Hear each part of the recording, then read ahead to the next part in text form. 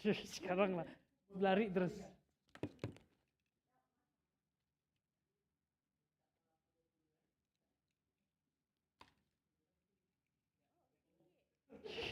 Wah, tinggi sudah. Tambah tinggi kepala. Kalau dia mau tengok tu. Tutup. Apa yang tu?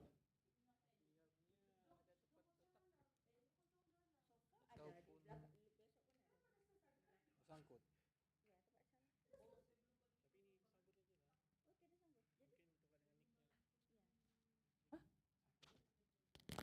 Tidak.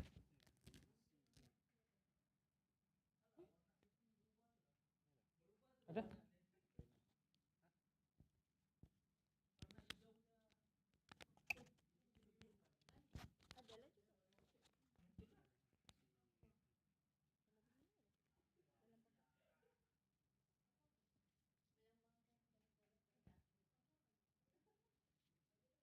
Keakwakan.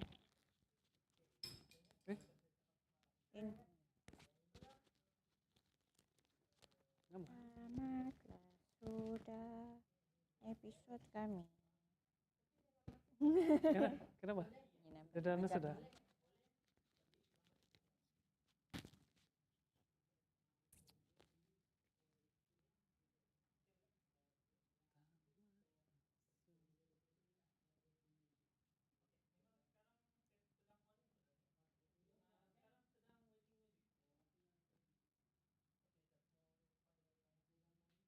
Share link supaya orang boleh tengok untuk komen.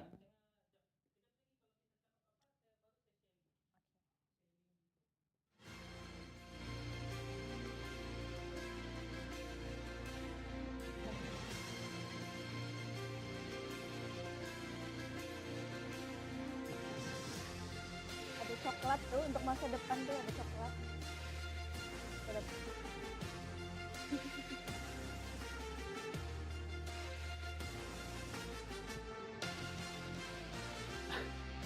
Mana kita nampak? Di avatar. Di avatar Mushroom. kita. Ngam lah gitu. Nggak nampak, aku rasa Kimi kena situ. Tapi dengarlah suara. Tapi nggak boleh bersuara kan? So kau kena berada dekat tempat yang kita orang boleh nampak. Situ kot.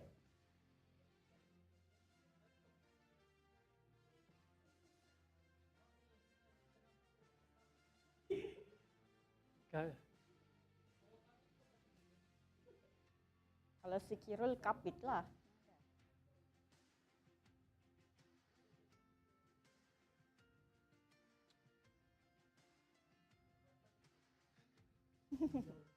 Awas lah Kirul. Jadi biru.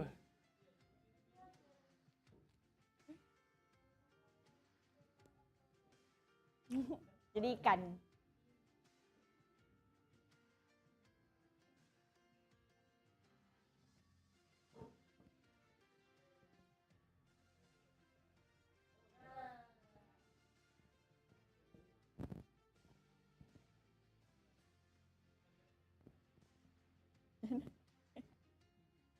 Gini kah? Gini je lah. Tengok terlalu tinggi ni topik ni.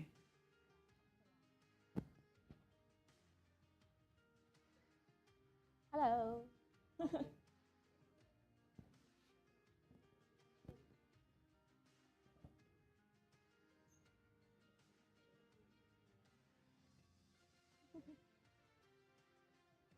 Boleh susah pun. Belum lagi. Kena pakai baju. Kena pakai tudung hitam. Oh my god. Lipstick terang.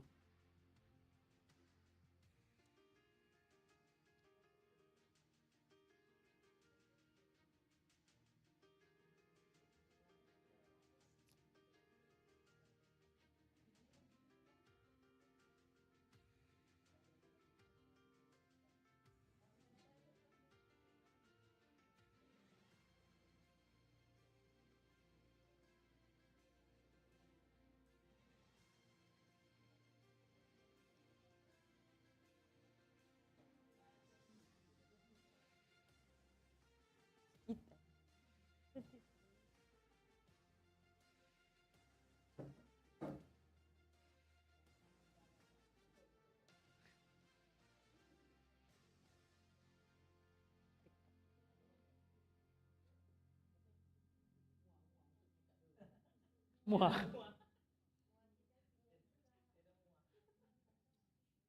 Mau sendiri je lah. Jangan. Jangan. Jangan. Terus jangan. Biru-biru lagi. Jangan.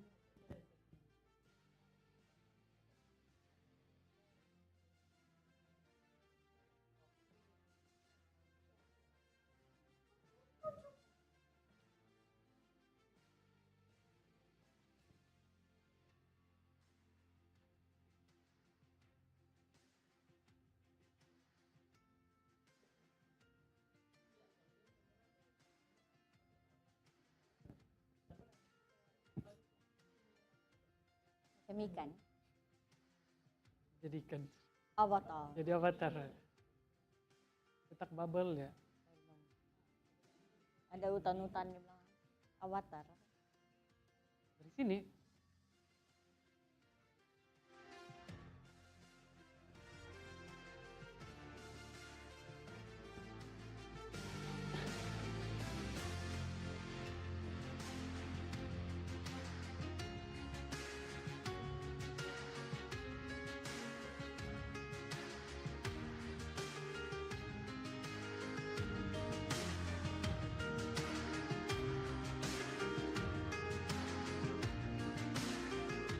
Inilah jadinya.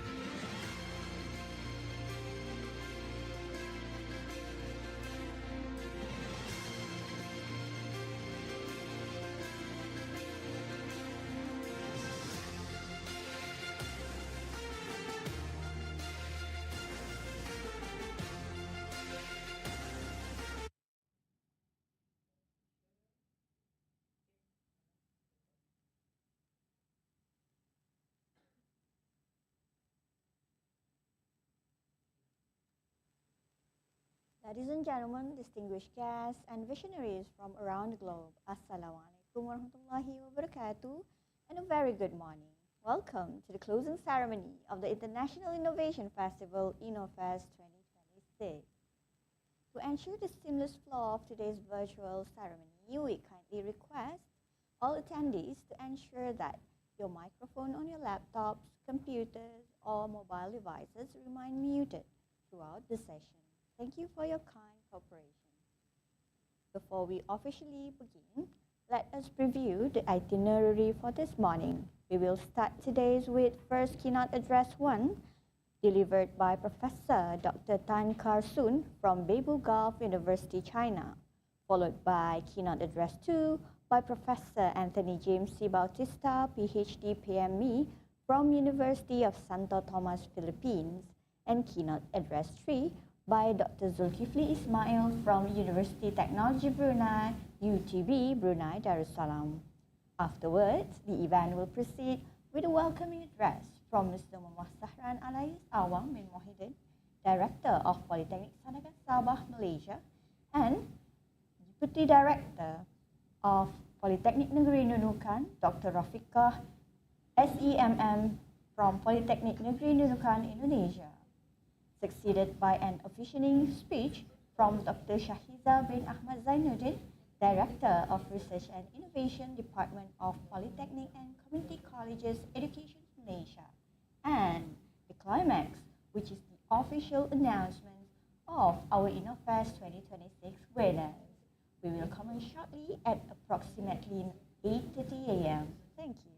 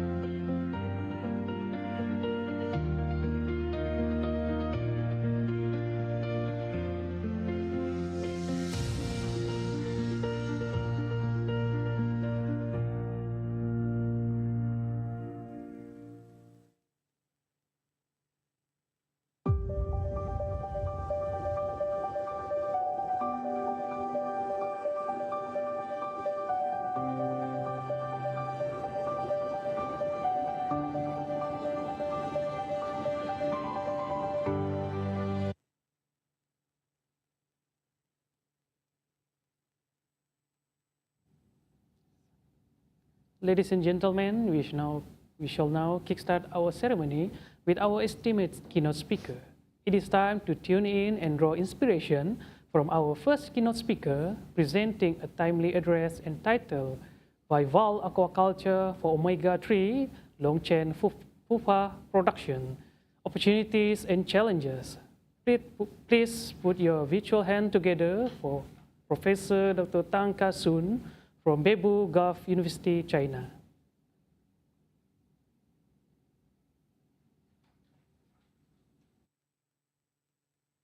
Oh, hi, ladies and gentlemen. My name is Tan Kar-sun from Bebu Gulf University.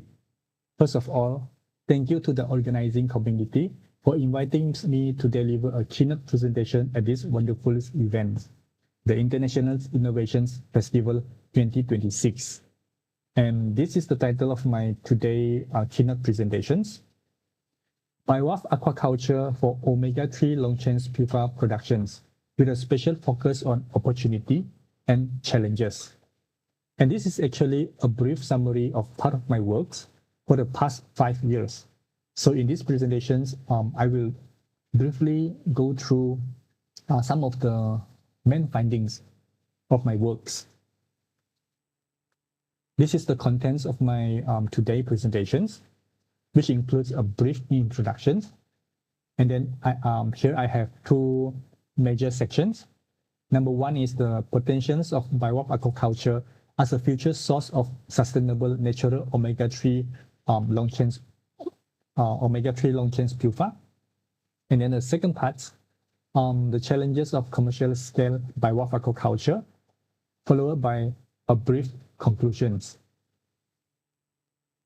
As we all know that omega-3 long-chain pupa has many beneficial effects on health, including reduced inflammations, improved immunity, reduced cancer risk, and many more. Traditionally, humans have relied on wild capture fishery to obtain omega-3 long-chain pupa. With the increase in the human populations, fish aquaculture has become an alternative source for the dietary omega-3 long-chain pupa. With the increasing demand for aquaculture products, unsustainable marine ingredients, especially fish meal and fish oil, have been replaced by a more sustainable alternative from the land, which are very low in omega-3 long-chain pupa. As a result, the lipid quality of aquaculture product was partially impaired and reducing the overall ratios of the omega-3 to omega-6. The negative effects of low dietary omega-3 to omega-6 includes increased the risk of various cancers and all inflammatory diseases. In order to overcome these challenges, there are several potential alternative natural sources of omega-3 long-chain pupa, including we obtain it from phytoplankton, from zooplankton, and also from BioWAF. But in these presentations, I will only focus on BioWAF, as BioWAF are rich in omega-3 long-chain pupa. BioWAF can be mass produced with a relatively lower cost compared to fish aquaculture, and it is more sustainable. Then we conducted a meta-analysis to explore the potentials of BioWAF aquaculture as an alternative future source of sustainable omega-3 long-chain pupa by analyzing the lipid profile of various commercially important BioWAF. Here, table number 1 summarizes the omega-3 long-chain pupa contents of some representative BioWAF. As we can see here, most BioWAF are rich in omega-3 long-chain pupa, with most BioWAF having much higher levels of EPA, DHA, the main components of the long-chain pupa, than many other seafood. It is worth noting that the EPA and DHA contents of oyster are very high, comparable to salmon. And these informations have been summarized and published in Food Chemistry. Given that oysters are rich in omega-3 long-chain pupa, we narrow our focus to oyster lipid quality. Based on our extensive literature search, We identified around 2,500 relevant articles, but only 113 reports report the complete fatty acid profile. Then these 113 were used for our critical analysis. We found that the EPA and DHA contents of oyster is around 26%, which is significantly higher than that of the freshwater fish, most marine fish, sea cucumber, and shrimp. For the further details can be found in this article published in Review in Aquaculture, recently published in 2025 by our team. Although mollusk aquaculture accounts for about 21% of the total aquaculture productions, but more than 90% of the global marine bivalve productions come from Asia, especially from China. Since the late 1990s, the productions of bivalve in other countries has been declining or persisting, mainly due to insufficient seed supply and occasionally recruitment failure of the natural bivalve stock. In fact, many coastal countries, especially those at a high latitudes, have great potentials for developing bivalve aquaculture. Therefore, we have reasons to believe that the expansions of bivalve farming worldwide can fulfill some, if not all, of the growing omega-3 demands.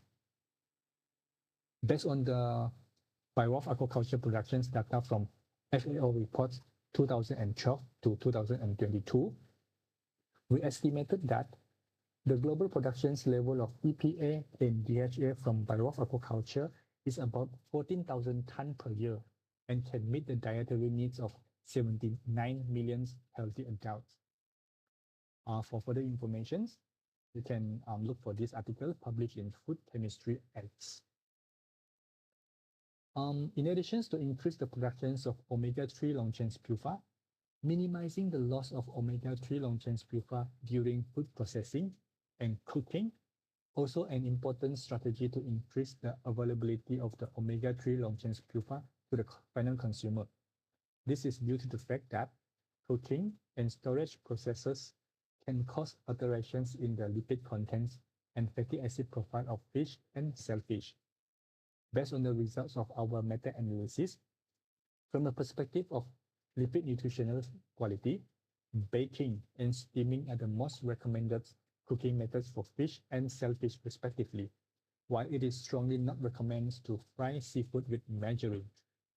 For cold storage, 3 days and 2 weeks are the maximum storage periods for refrigerations and frozen storage respectively.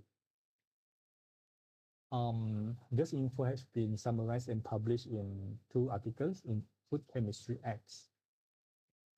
And now come to the second part of my presentation, which is to discuss the major challenge of commercial scale bivalve aquaculture. Mass mortality outbreaks of bivalve have become more and more common around the world. Mass mortality of bivalve may be caused by various environmental or physiological factors. Therefore, climate change drivers are the major potential threat associated with the mass mortality of bivalve. First and foremost, oceans warming can cause mass mortality of bivalve by reducing dissolved oxygen level, enhance the growth and proliferations of harmful algae and pathogens that associate with the deadly disease or toxic. Table number 2 summarizes some of the bivalve mass mortality episodes associated with the low dissolved oxygens. As we can see here, low dissolved oxygens affect many different species of bivalve. Warming sea surface temperature cause changes in the biogeographical boundary of phytoplankton populations, leading to the spread of harmful algae species and pathogens to porewards. In addition, oceans warming may also expand the distributions of pathogens, increase their toxicity, and prolong the seasonal cycle of disease. On the other hand, global warming also affects the physiological status of bivalve, increasing their susceptibility to pathogens infections. And this part has been summarized and published as a book chapter in the Review of Environmental Contaminations and Toxicology. In addition, ocean warming also reduced the omega-3 long chain sulfur in bivalve.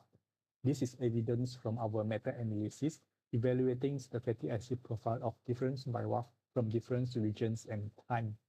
We found that the effects of global warming on lipid contents and lipid indices of bivalve are highly dependent on the geographical region and bivalve, in which the largest negative impact was observed in the temperate bivalve, whereas much smaller negative impacts on other regions. For more information, can go for this article published in Critical Review in Food Science and Nutrition. Next, let's take a look at how oceans acidifications affect bivalve aquaculture.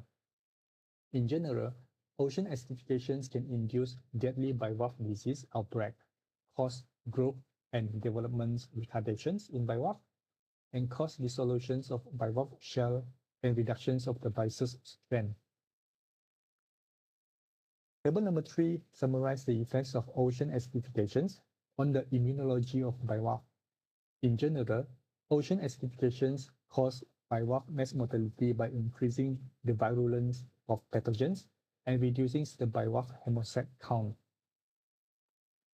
Table number 4 summarizes the effects of ocean acidifications on the biology of the bivalve. As we can see here, ocean acidifications mainly reduce the survival, growth, and calcification rates of bivalve. Table number 5 summarizes the effects of ocean acidifications on the shell and byssus of bivalve.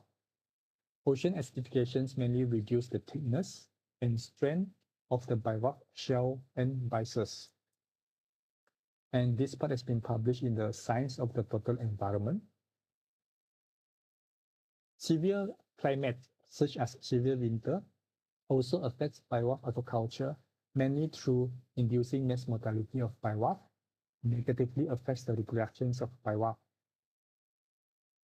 Table number 6 summarizes the bivalve mass mortality episodes associated with the severe winter. As we can see here, severe winter caused mass mortality of many bivalve species. Table number 7 summarizes the effects of severe winter on the bivalve reproductions. In general, severe winter mainly increase the energy allocations for reproductions, but at the same time, it also negatively affects the synchronizations of the spawning time, of which male and female bivalve spawn at the different times, and the released eggs will remain unfertilized. This result has been published in Aquaculture. Hyposalinity induced by the storm also affects bivalve aquaculture, especially cause mass mortality of bivalve and negatively affect the reproductions and recruitments of bivalve. Table number 8 summarizes the mass mortality episodes of bivalve associated with the severe storm. Table number 9 summarizes the effects of hyposaline on the reproductions and recruitments of bivalve. Here we can see that exposures of bivalve to hyposalinity mainly delay the gametogenesis, increase the deformation rates, and increase the predation rate of bivalve. And this part has been published in the Estuarines, Coastal, and Shelf Science. From the perspective of lipid quality, salinity changes significantly alter bivalve lipid quality. We respond varying by bivalve family and climate zone. In mussels, lipid quality was inversely correlated with the salinity shift in tropical regions, but positively correlated in the subtropical regions and unpredictable in the temperate regions.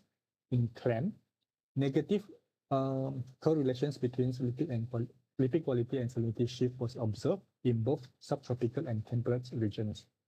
For scallops in temperate regions, substantial salinity reductions lead to poor lipid quality, while in oyster, tropical species shells reduce lipid quality even with minor salinity increase. And this result has been published in NPJ Science of Food.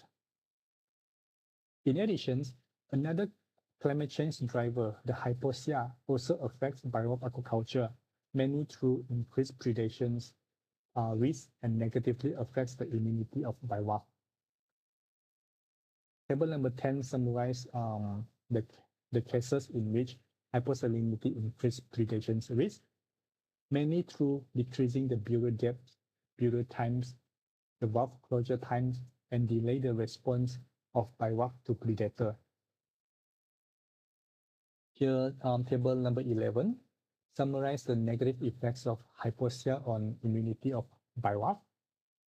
As we can see here, hypoxia mainly decreased the total hemoglobin cells, decrease phagocytosis, decrease the lysosomal content, and increase the reactive oxygen species in the bivalve. And this finding has been published in Science of the Total Environment. While from the perspective of the lipid quality, the impacts of changing dissolved oxygens on bivalve nutrition varies by regions and species. Generally, lower dissolved oxygen levels negatively affects the lipid quality in tropical species, but can improve for temperate species. Subtropical species shows a mixed response, where a small dissolved oxygen decrease is detrimental, but the large one can be beneficial, while oysters are an exception, as the lipid quality decreased under low DO in all regions. While this result has been published in NPJ Science of Foods. Another major challenge is that climate change will significantly reduce the availability of the natural omega-3 long-chain purifier in the grazing food web, mainly through three ways. Number one, it decreased the total biomass of the phytoplankton and shift the plankton community structure to a smaller size, which reduce the biomass of animals in the higher tropics, meaning that more and more phytoplanktons become too small, which cannot be eaten by the plankton feeder. Then number two, it reduced the omega-3 long-chain purifier content and also the long-chain purifier quality, especially the omega-3 to omega-6 ratio of all marine organisms. At the same time, it also reduced the transfer efficiency of omega-3 long-chain purifier in a grazing food web. So all these combinations of these three ways further decrease the omega-3 long-chain purifier in the grazing food web. It transfer more omega-3 long-chain purifier to the microbial food chains. And this part has been published in the Progress in Lipid Research. So as a conclusion, most bivalve are good source of high quality omega-3 long-chain purifier, especially oyster, which is beneficial to human health. The main challenges of the bivalve aquaculture are the recruitment of the mass mortality outbreak, especially those caused by the changes of environment.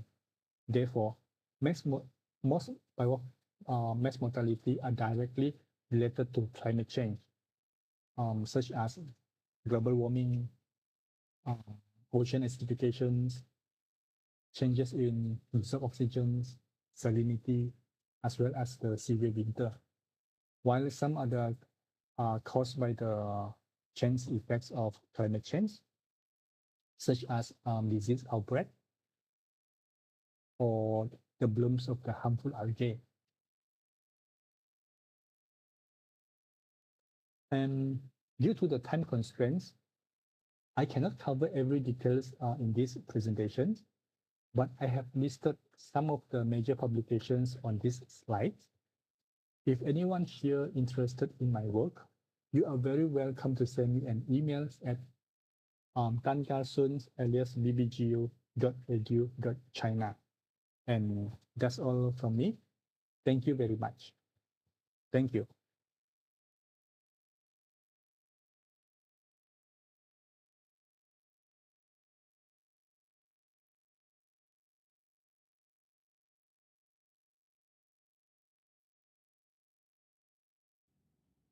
extend our heartfelt gratitude to Prof. Dr. Tan Kasun for delivering such an insightful and enriching presentation.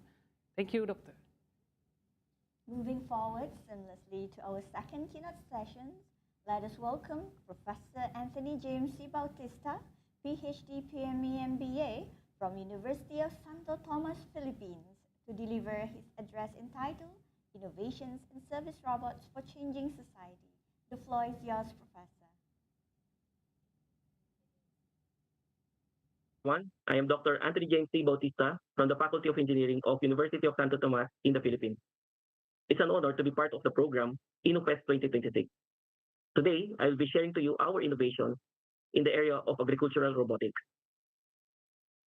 Coming from a family of rice farmers in the Philippines, I know how difficult it is to plant rice, especially during hot sunny days. That is the reason why we developed a certain technology. We call it as a Growth navigation system that aims to help farmers to ease their burden in planting rice. And we hope that this technology can be useful not only in the Philippines, but also in other ASEAN countries. In my presentation, I'll be sharing to you a little bit about my background, how I became a mechanical engineer, and eventually working in the area of robotics. I will also be sharing steps, our process in developing robots from scratch. And I know all of us, all the innovators, want our technology to be out in the market. So in my presentation, I will be sharing also the commercialization process that we are following in our technology. I believe that every one of us has that defining moment, a decision moment, wherein we decided to choose our career. And for me, that started when I was 9 years old, when I had my first invention. I remember putting together a small custom device that can be used to convert an electric fan to a cassette rewinder. During the hot summer days in the Philippines, I would use the fan to cool me. And whenever I wanted to listen to my favorite song, I can just convert this device into a cassette rewinder. When my father saw me using this device, he told me that if you want to invent things, you should pursue mechanical engineering. And true enough, I took up mechanical engineering and eventually developed and invent many things for a changing society. Today, I lead a team of researchers in our AIM laboratory, Active Intelligent Machines Laboratory. And in our laboratory, we are developing many autonomous systems for ground vehicles, aerial vehicles, surface vehicles, and we are also developing robots for disaster response. And one area closest to my heart is educational robots. So let us define what robot is. If you look at textbooks and search in the internet, there are many terminologies or definitions about robots. But today, I will give you a very fundamental definition of what robot is. Robots are basically machines that have capability to make smart decisions. This is done by robots by means of sensors that interact to its environment. The second definition that I will give you about robots that it is designed to displace humans from 3D working environment. And what is this 3D working environment? These 3D working environments are environments that are dirty, working environments that are dull, and also dangerous.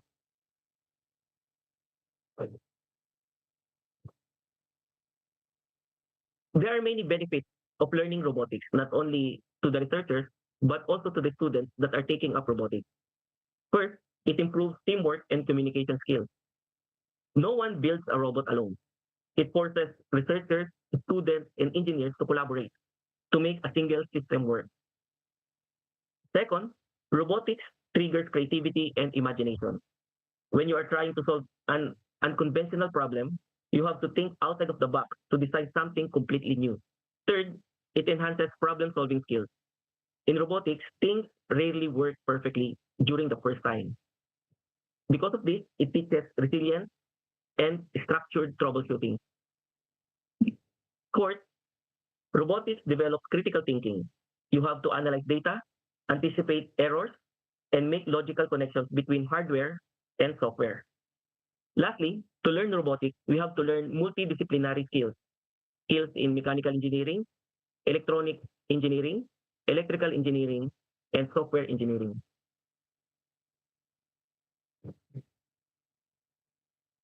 Before we move further, let us discuss the elements of a robot. As defined earlier, a robot is a machine designed to displace humans from 3D working environments. Those are environments that are dull, dirty, and dangerous. First, we have the base machine. This can be absolutely any mechanical system that you want to develop, automate, or upgrade to become intelligent. As you can see in this presentation, I'll be using a tractor as a representation of my base machine. Next is the brain. This consists of microcontrollers and microprocessors. The microcontroller manages the real-time instantaneous tasks like reading electronic signals or telling a motor to stop. On the other hand, the microprocessor handles the heavy computational processing, such as calculating complex navigation tasks. To make smart decisions, the brain needs data, and that comes from our sensors. Sensors act as the robot's eyes, ears, and senses of touch, allowing it to perceive its environment, measure distances, and detect obstacles. Once the brain processes the data coming from the sensors, it executes an action through the actuators. Actuators are the muscles of the robot. These are your electric motors. It can be hydraulic cylinders or servo motors that physically turn the steering wheel, rotate a wheel, or lift heavy attachments. We also have the display. This can be a high resolution monitor or even a simple LED indicator light can be considered to be a display. A display serves as a graphical user interface or GUI, giving human operator a clear window about what is happening inside a robot. Finally, none of these components will work without a power supply, which comes from a battery. There are many types of batteries available today, such as lead acid, lithium ion, or lithium iron phosphate. As innovators, we have to carefully evaluate our specific application to determine what type of battery that will give us the best balance of weight, power capacity, safety, and operational lifespan. When we harmoniously integrate all of these elements of a robot, the brain, the actuator, the sensors, the power supply, and the display to a base machine, we transition a basic base machine into an intelligent robot, ready to solve a certain problem in the society.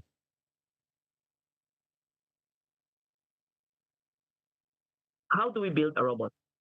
Many people think that it begins in a high-tech laboratory with a complex solution. But basically, building a robot starts by identifying a problem, a simple, everyday problem that you or the people around you encounter.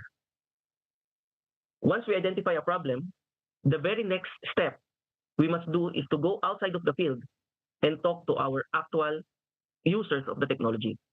We call this as customer validation. This is a very critical step because, according to many studies, the number one failure of any innovator worldwide is spending years of developing a technology that nobody wants. Once the problem is validated, we move to building a prototype, or sometimes we call this as the minimum viable product or MVP.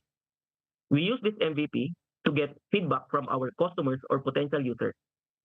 And then we learn from their feedback that we use to customize or improve our MVP.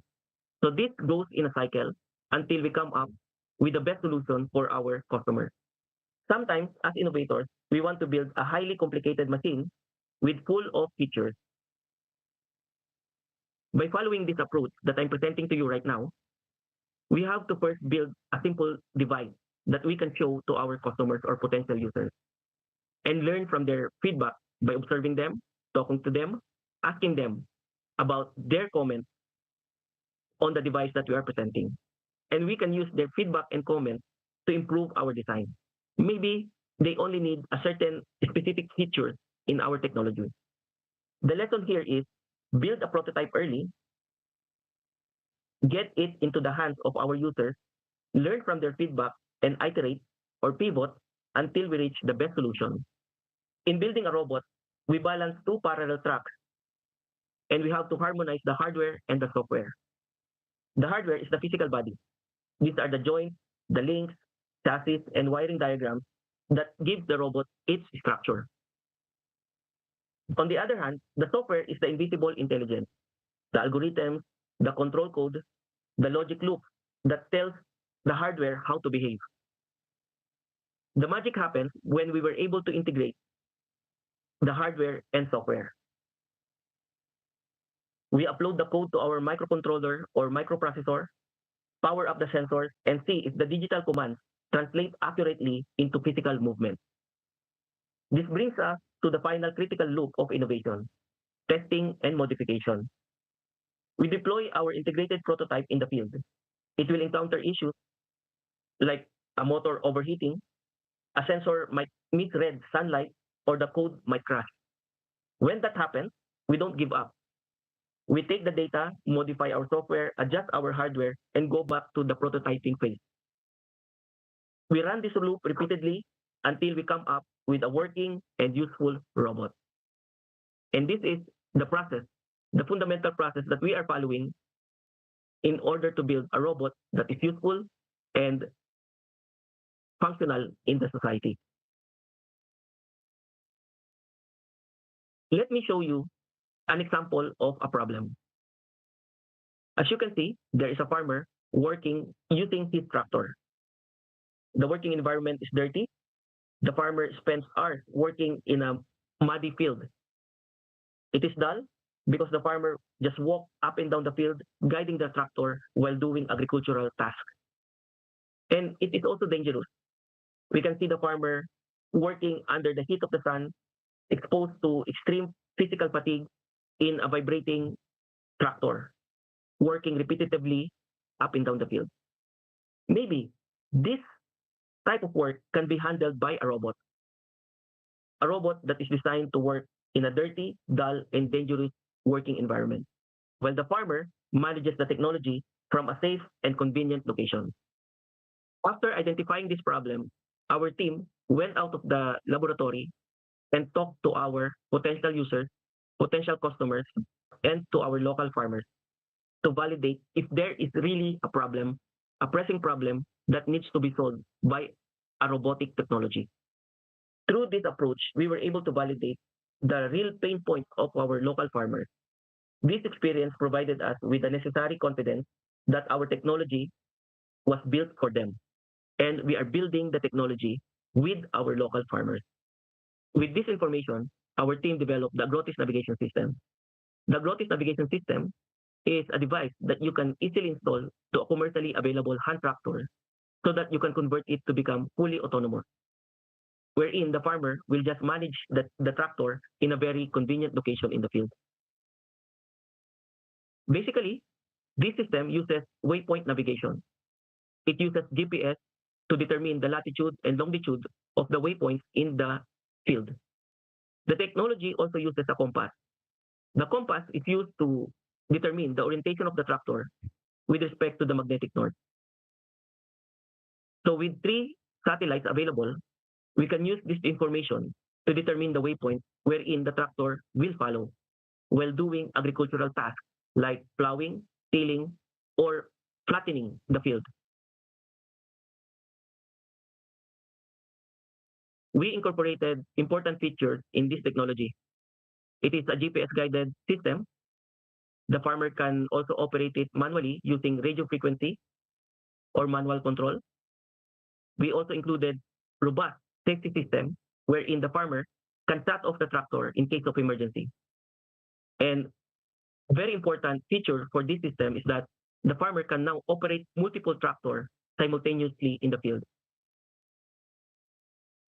We commissioned the Agricultural Machinery Testing Evaluation Center of the Philippines, or the AMTEC, and based from their evaluation, our system, when installed to a commercially available tractor, has able to outperform the traditional method of land preparation using carabao or a manual hand tractor operated by a farmer. Our system has able to reach 20 hours per hectare field capacity compared with 44 hours per hectare for carabao and 31.25 hours per hectare for a manually guided tractor. In terms of field efficiency, our system has able to reach 80%, 23.53% for Carabao, and 61.50% for hand tractor. As you can see from the test conducted by Amtech, our system was able to outperform the performance of traditional methods used for land preparation. In order for us to make sure that this technology goes out in the hands of our local farmers, we customize a business model suited for our local farmer in order for them to adopt this technology. In our business model, we will deploy a growth navigation system to farm cooperatives all over the Philippines, wherein these tractors can be rented by our local farmers, and based from our calculation, 25 kilograms per hectare rental payment of harvested rice is sufficient to cover all expenses for land preparation. And this will be the rental payment for the services of our agrotis navigation system. We developed this business model with our partners from the Philippine Rice Research Institute, or PhilRice, and our partners from International Rice Research Institute, or IRI. Our ultimate goal is to offer this agrotis navigation system into a real world product so that many of our farmers can benefit from this technology. To fully convert a technology to a fully commercialized technology, we must reach a TRL level 9 and IRL level 9. With this, our technology is ready for deployment, and we will also validate its impact in terms of investment readiness level. At this point, I am proud to share that our technology have reached TRL level 7, meaning our system has undergone successful operational demonstration in actual field. Commercially, we are sitting at IRL level 8, where we have validated our high fidelity prototype, established our sustainable business model, and verified the critical financial metrics that matter for our technology. Looking at this diagram, we can see that we still have to work more to reach level 9. It is a challenging task, but we are pushing forward every single day because we know that reaching our goal means many local farmers can benefit from our technology. Bringing the service robot to the market is a result of highly collaborative effort from different specializations. And I also would like to take this opportunity to express my gratitude to my dedicated team of experts, co-researchers, engineers, and partners. They are working behind the scenes to develop systems that translate to a commercial, useful product for our potential users. And I want to end with this quote. The best way to predict the future is to invent it. We do not have to sit back and passively wait to see what tomorrow will bring us. What we can do is to go out of our comfort zone, look at the everyday problems around us, and use our creativity to invent a better, smarter, and more sustainable future. Once again, thank you very much to all the organizing committee, to my fellow engineers, innovators, to our student attendees. Thank you for inviting me to this InnoFest 2026. And it's a pleasure and honor to share to you a part of the things that we do in innovating robots for the needs of the society. I hope that we work together, hand in hand, we can contribute and provide solutions to the needs of our society. Thank you very much once again.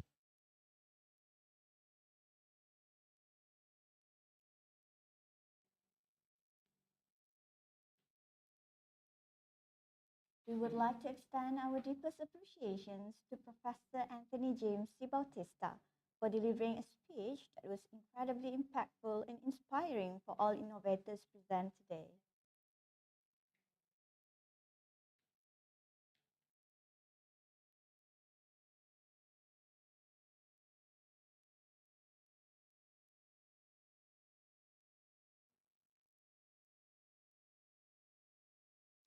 Moving forward to our third keynote session, let us welcome Dr. Zulkifli Ismail from University of Technology Brunei, Brunei Darussalam, to deliver his address entitled Integration Islamic Value and Ethics into Sustainable TVET Education in Malaysia.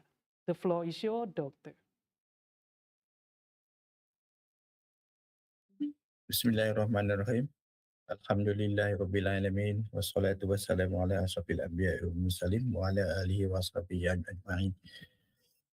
Assalamualaikum dan selamat sejahtera kepada semua.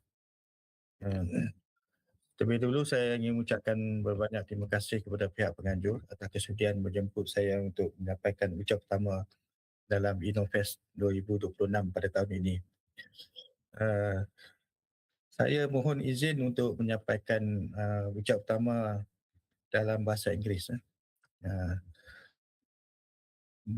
Mohon beri semasa kepada saya untuk membuka ataupun kongsi presentation slide. Okay, ladies and gentlemen, the topic of my session today is integrating Islamic values and ethics into sustainable Tibet education in Malaysia. I choose the Tibet education on the sustainability aspect to integrate with the Islamic values, and then the suggestion how to be applied into the Tibet education in Polytechnic in Malaysia. So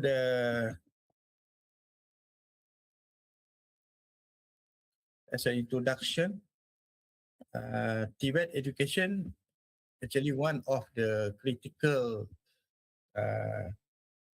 education sectors in Malaysia, and it plays a critical role in preparing workers to meet the demand of the industry 4.0, the digital transformation and the sustainable development. However, the aspect of sustainability of Tibet education should not focus only on the technical competency, but also on the ethical responsibility, environmental stewardship, and the social well-being. So the Islamic values and ethics actually will provide the holistic framework for producing complement morally responsibility and sustainability of conscious graduate.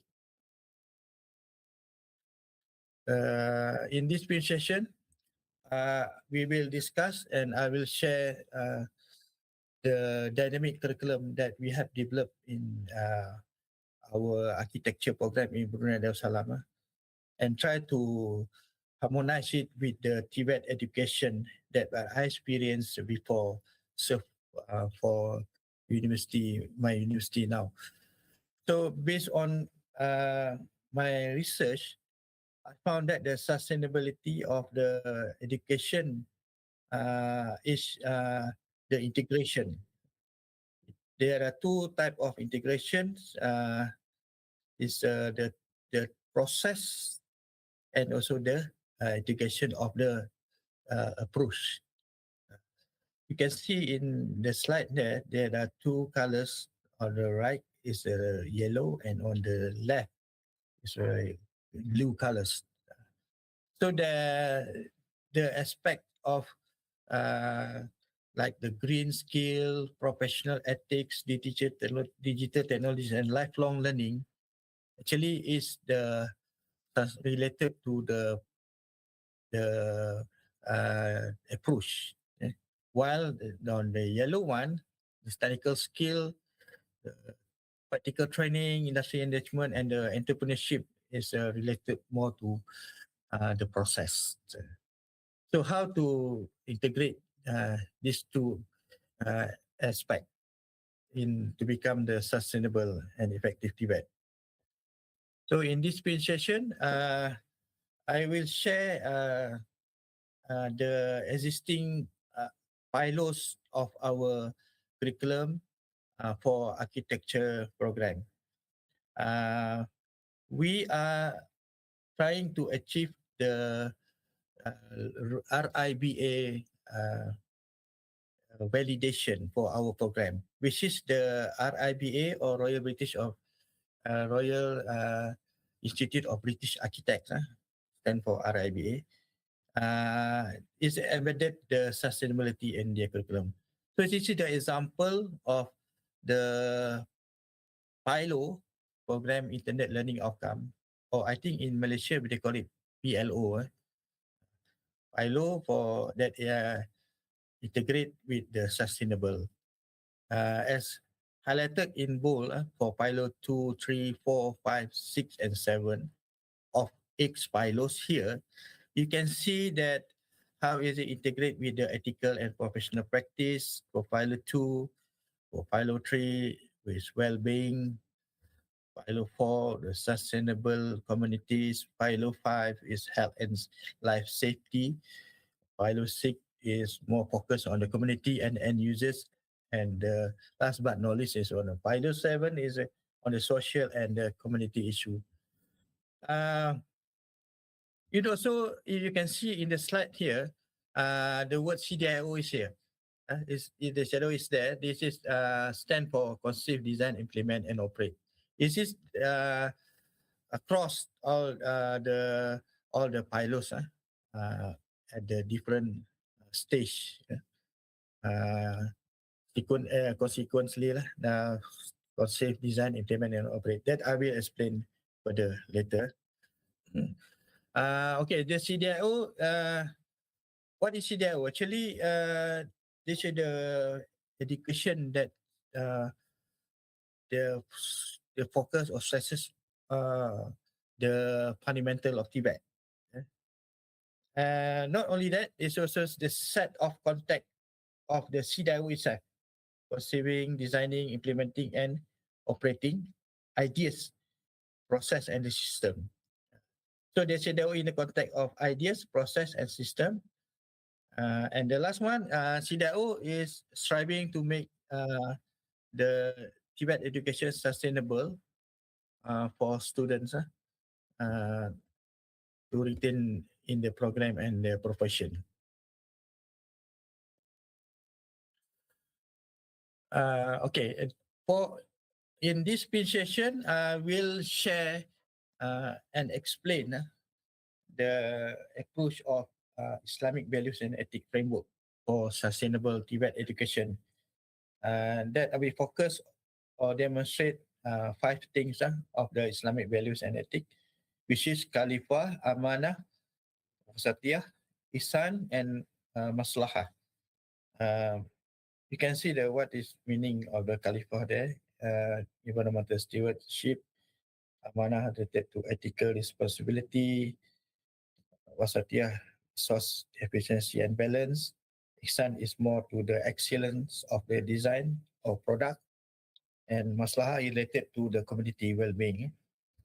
And this approach of Islamic values and ethic framework for Tibet education, later I will integrate it with the CDIO in the Tibet program at Polytechnic Malaysia. So the content of my presentation today, there are 4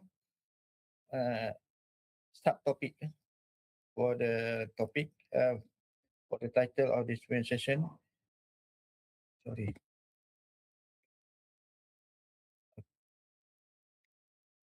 How to go back?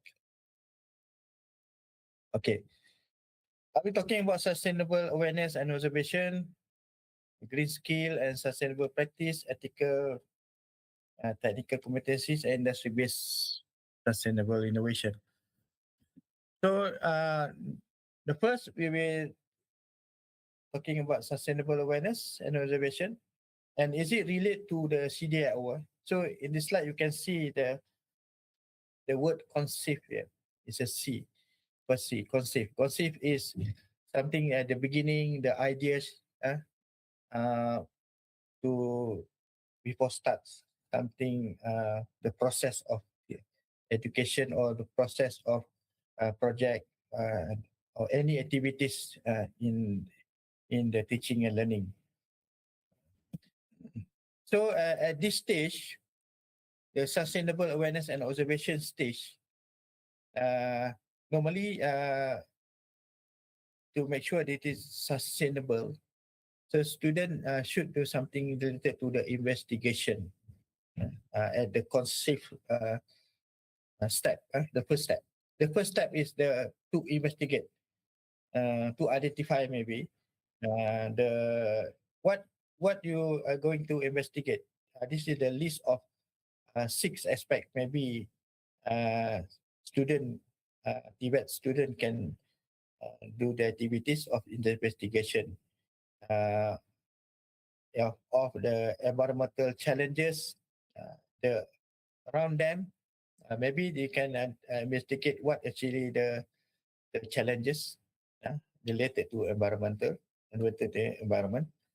And number two, the resource consumption, because resource is something is like maybe tools, maybe the materials to produce something.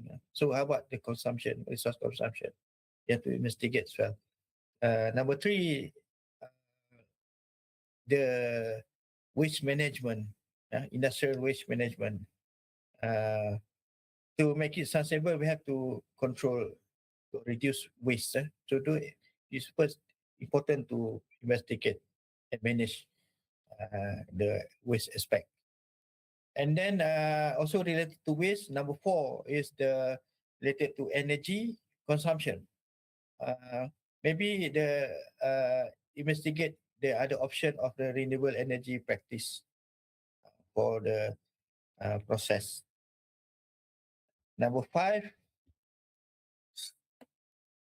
if related to the manufacturing, we have to think about the sustainable manufacturing, and not only the process of manufacturing, but at the end, who will be benefit of the product or something related to Tibet uh, activities is the goes to the community.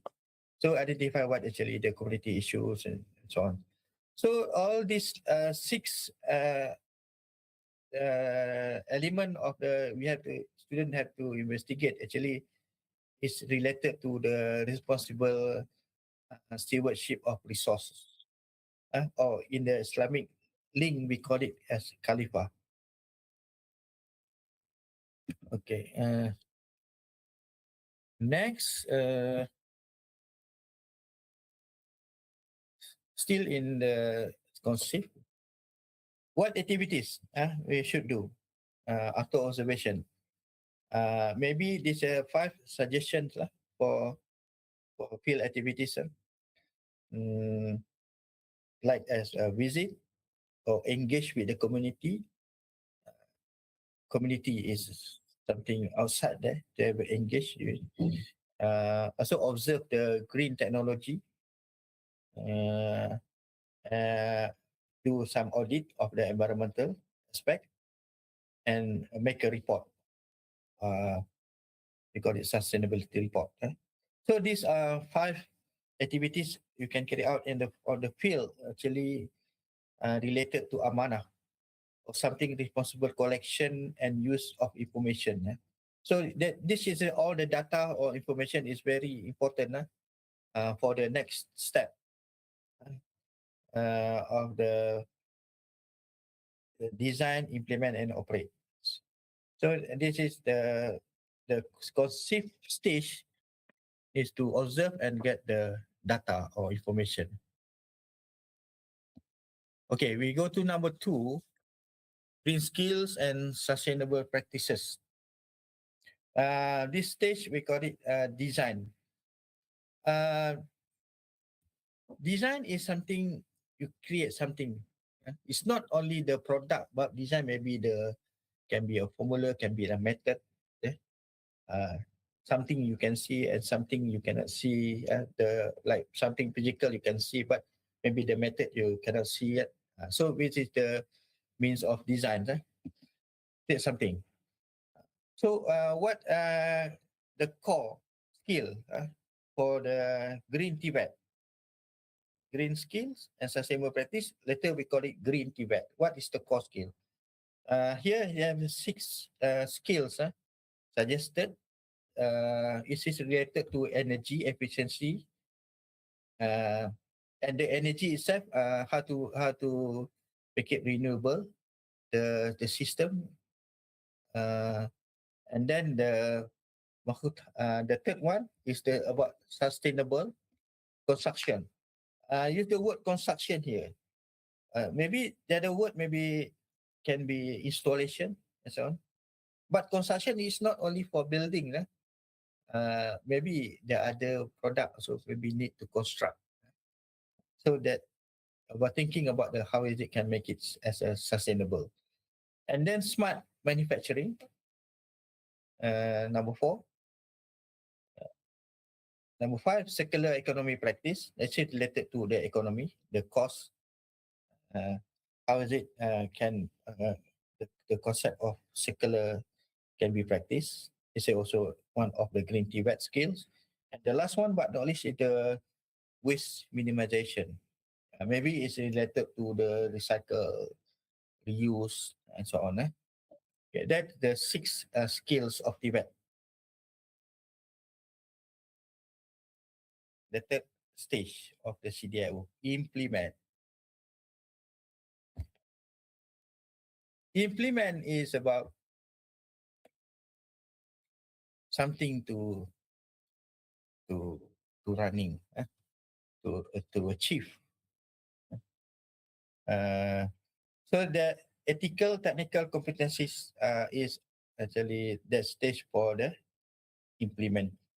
We need to make sure that the implementation uh, of the two element, technical and ethical, should be parallel, should be comply into the implementation of the education in polytechnic. The competencies should be focused based on the technical excellence and professional ethic. Okay, for technical excellence, what I would like to suggest here is students develop their four things to be developed by student. The technical mastery. To in order to make it excellent, you have to be masters in the technical aspect. Number two, they will be able to solve problem, and but not only problem, they can have the capability to innovate something, innovation capability. And the last one, in line with the current technologies nowadays, is digital competency is very important. So all this development actually in Islam is related to ihsan. Ihsan means something, strive for excellence in anything we do. In this case, for Tibet education, we are focusing on the work and learning. Work in the work, because Tibet is more to the, it's not only the theory knowledge, but Tibet is only should be balanced in between skills and knowledge. So you can see here the example of the pictures of the building also. Maybe can be related to technical excellence, like the system of the structure, cladding, infill. All this one can be actually the ethical and technical competency can be applied in all the traits of the buildings, either structure, cladding, or the infill part. Okay. Next is a professional ethics. There are four topics related to this professional ethic: integrity, accountability, professional conduct, and the ethical decision making. This is for ethics is very important because it is considered as a amanah in Islamic link. Islamic therapeutic amanah. This is about the trustworthiness, in professional practice. So we want to train the the we want to equip our students, train them not only on the physical aspect, but the to the social aspect, to Islamic values also important to train them to become uh, uh, with the high integrity, accountability. They are professional in their areas. Not only in the good skill, but they have to also the good values, and they also can uh, have the good ethical in any uh, decision making, in what they make. So okay, I summarize all the professional ethic in the three circles there. Is Venn diagram. So three circles that are overlapping, between needs, contact, and form.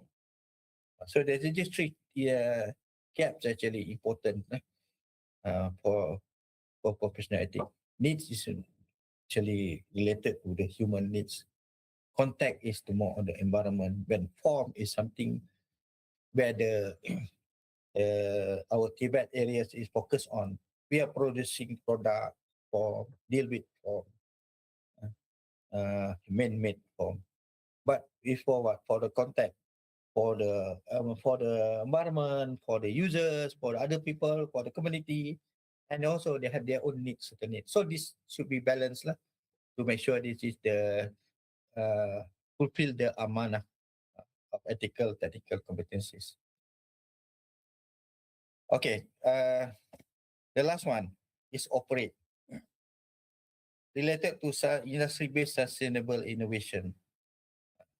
So something, the process of production, manufacturing of the Tibet education product and so on, at the end should go to the stage to be able to operate, able to use, able as a certain function.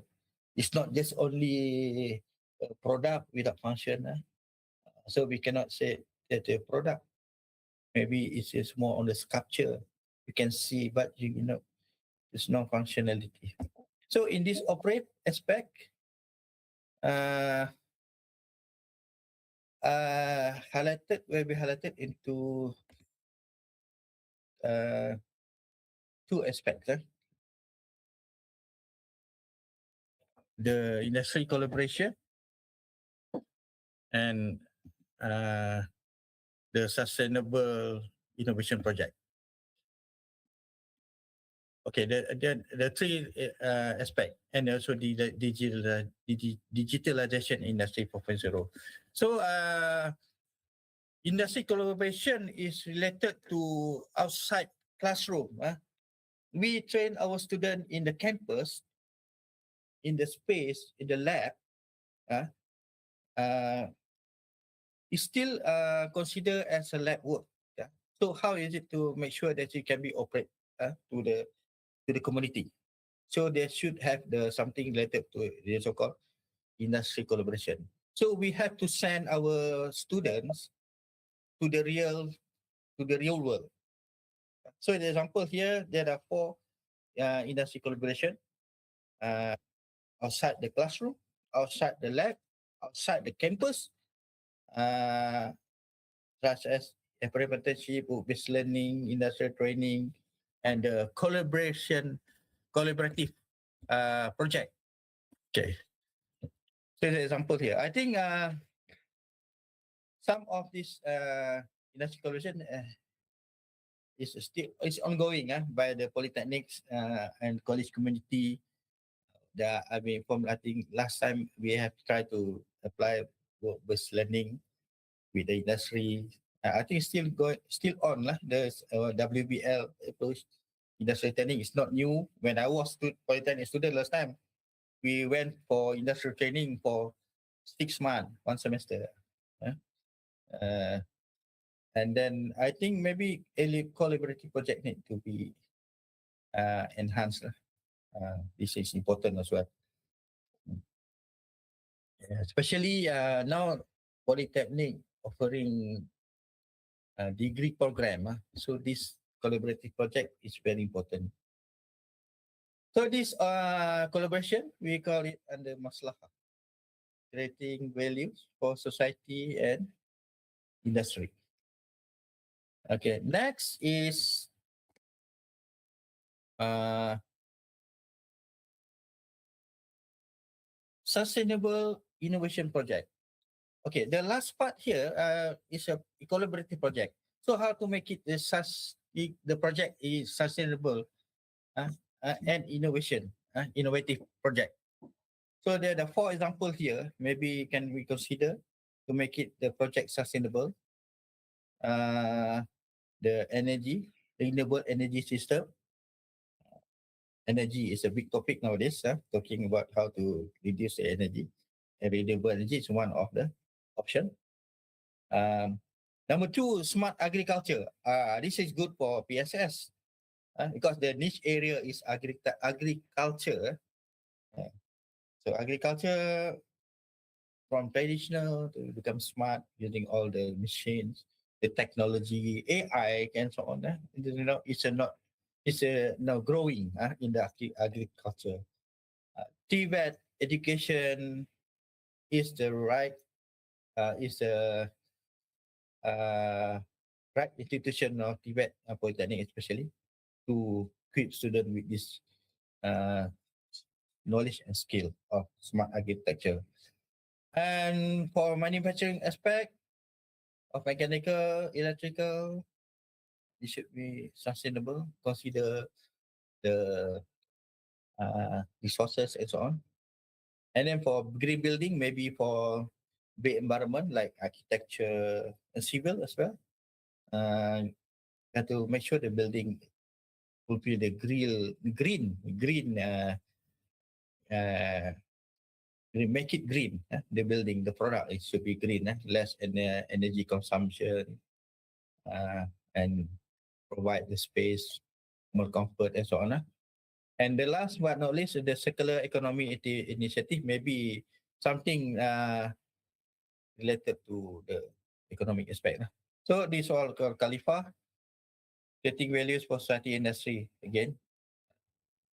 And the last one for operation, uh, this is the most important, and this is now related to the something that very fast development, which is digitalization in industry 4.0.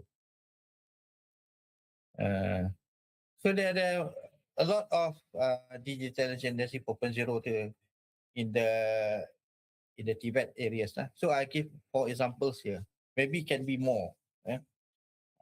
We're talking nowadays about AI, artificial intelligence, and IoT.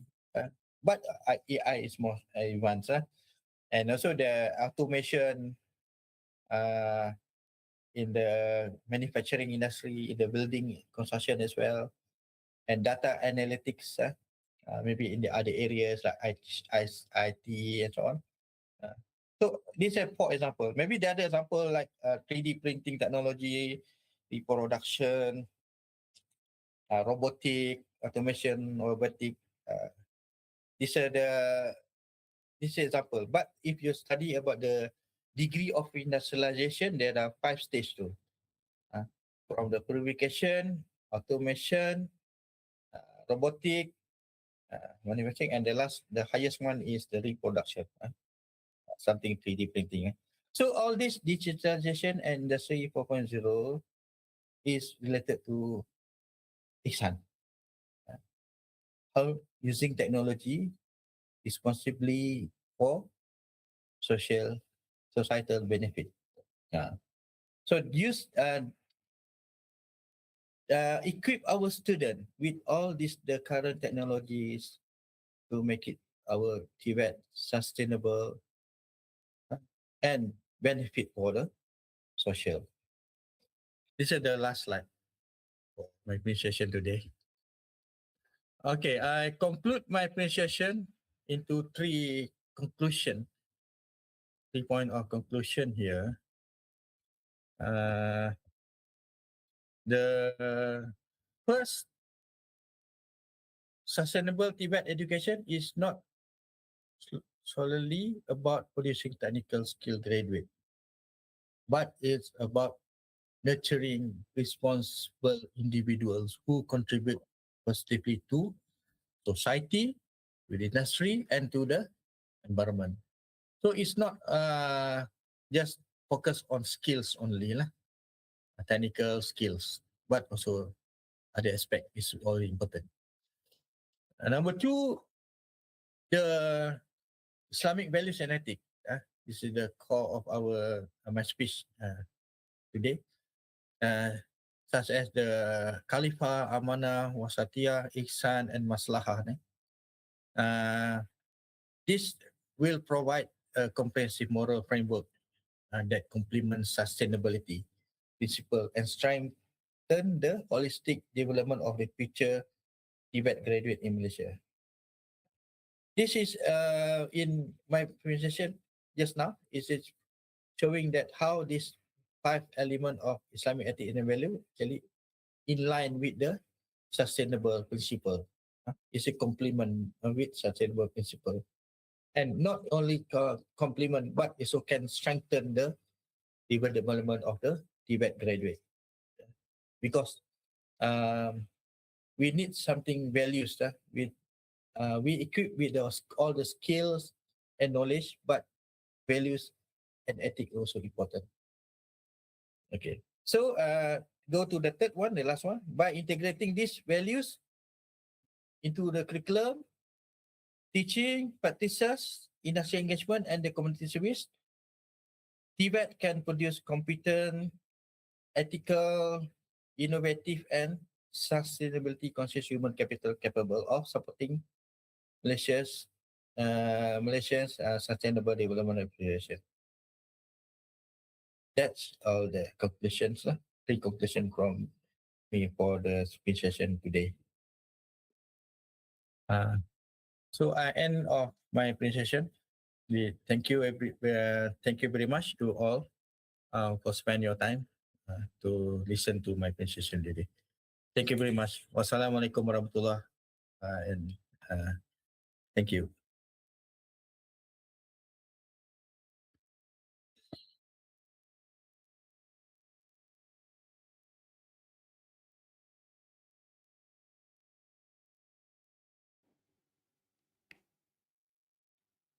We extend our heartfelt gratitude to Dr. Zulkifli Ismail for delivering such an insightful and enriching presentation.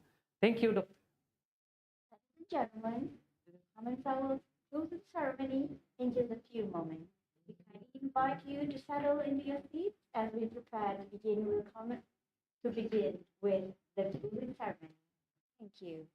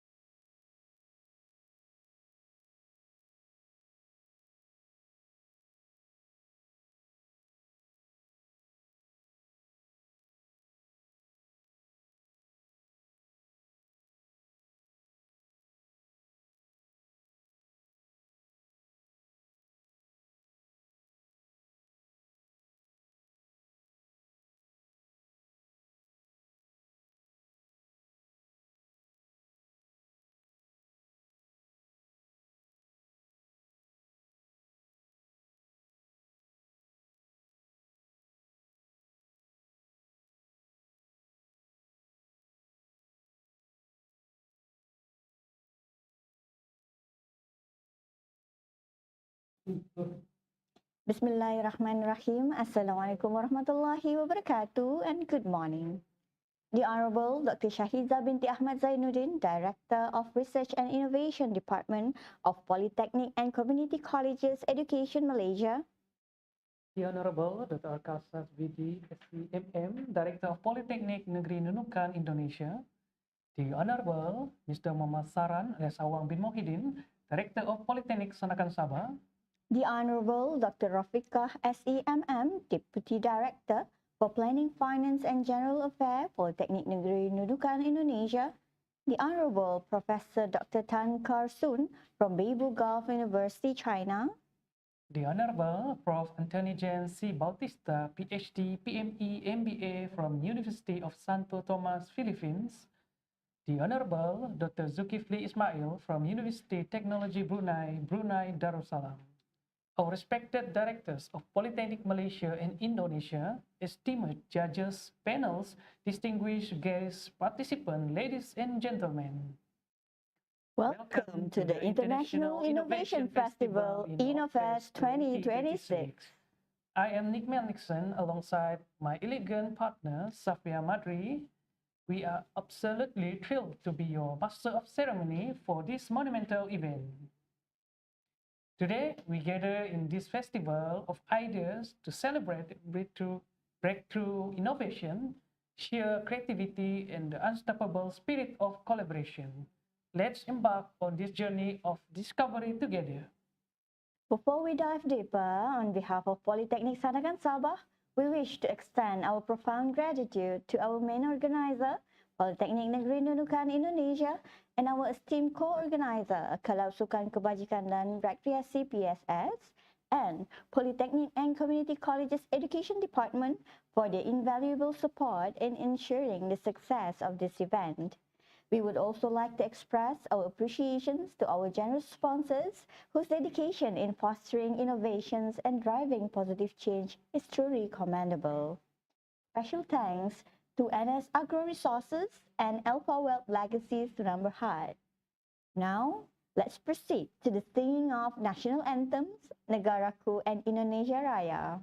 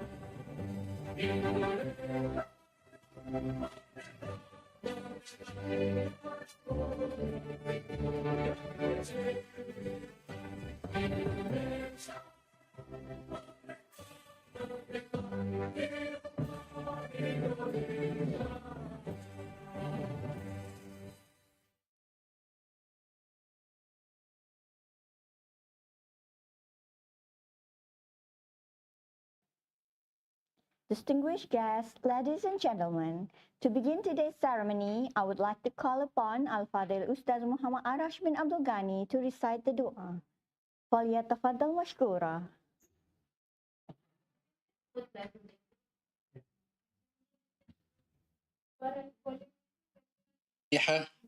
أعوذ بالله من الشيطان الرجيم بسم الله الرحمن الرحيم الحمد لله رب العالمين الرحمن الرحيم مالك يوم الدين إياك نعبد وإياك نستعين اهدنا الصراط المستقيم صراط الذين أنعمت عليهم غير المغضوب عليهم ولا الضالين أعوذ بالله السميع العليم من الشيطان الرجيم بسم الله الرحمن الرحيم الحمد لله رب العالمين والعاقبة للمتقين ولا عدوان إلا على الظالمين والصلاة والسلام على أشرف الأنبياء والمرسلين سيدنا ومولانا محمد وعلى آله وأصحابه أجمعين اللهم يا منزل الرحمة ويا فاتح البركة with thankful and humble hearts, we praise only to you, Ya Allah.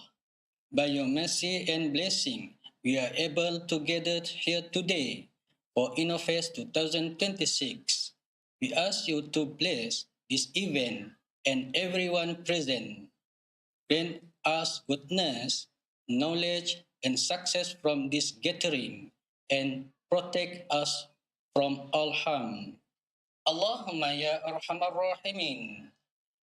Guide our thoughts and give us wisdom to make good decisions that benefit others. Bless our effort and help us to our best with sincerity. Ya Allah, Ya Mudabbir al-Amr, grant us good health, strong faith, calm hearts, and clear mind. Help us carry out our duties with honesty and dedication. May what we learn and achieve today bring benefit to us and others, both in this life and hereafter.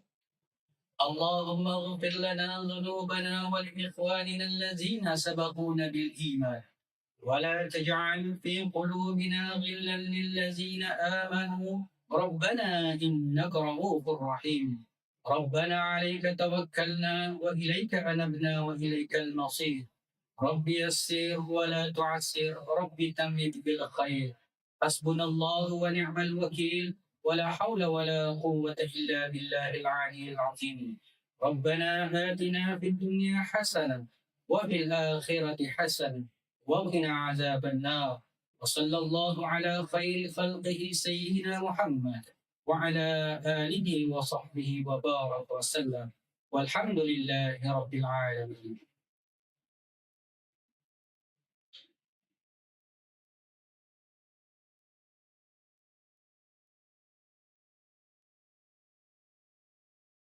Thank you, Ustaz Muhammad Arash, for the dua. May our ceremony be blessed by our Almighty God. Ladies and gentlemen, the International Innovation Festival 2026, globally recognized as InnoFest 2026, is a groundbreaking virtual event taking place from July 1st to 2nd, 2026, proudly hosted by Polytechnic Sandakan Sabah. The core objective of InnoFest 2026 is to serve as an elite launchpad for innovators and researchers hailing from all corners of the globe. It offers a spectacular stage to showcase the remarkable result of their innovative projects, while providing these brilliant minds the unique opportunity to publish their research papers. amplifying their real-world impact. Under the official theme Inventing Tomorrow, Sustainable Solution Through Ingenuity, InnoFest 2026 features 4 distinct categories and has attracted a total of more than 40 participants from Malaysia and Indonesia. Ladies and gentlemen, now let's invite the Director of Polytechnic Sandakan Sabah, Mr. Muhammad Sahran alias Awang bin Mohidin, to say his welcome address. The virtual stage is yours, sir.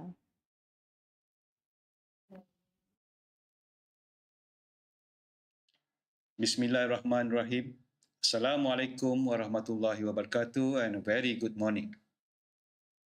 The Honorable Dr. Shahiza binti Ahmad Zainuddin, Director of Research and Innovation Center, Department of Polytechnic and Community College Education, JPPKK, as guest of honor for the closing ceremony of International Innovation Festival, InnoFest 2026. Mr. Arkas Bidi, SEMM PhD, Director Polytechnic Negeri Nunukan, Indonesia. Our distinguished keynote speakers, Professor Dr. Tan Kar-soon from Beibu Gulf University, China. Professor Anthony James C. Bautista, PhD, PME, PMBA from the University of Santo Tomas, Philippines. Dr. Zulkifli Ismail from University Technology Brunei, Brunei Darussalam.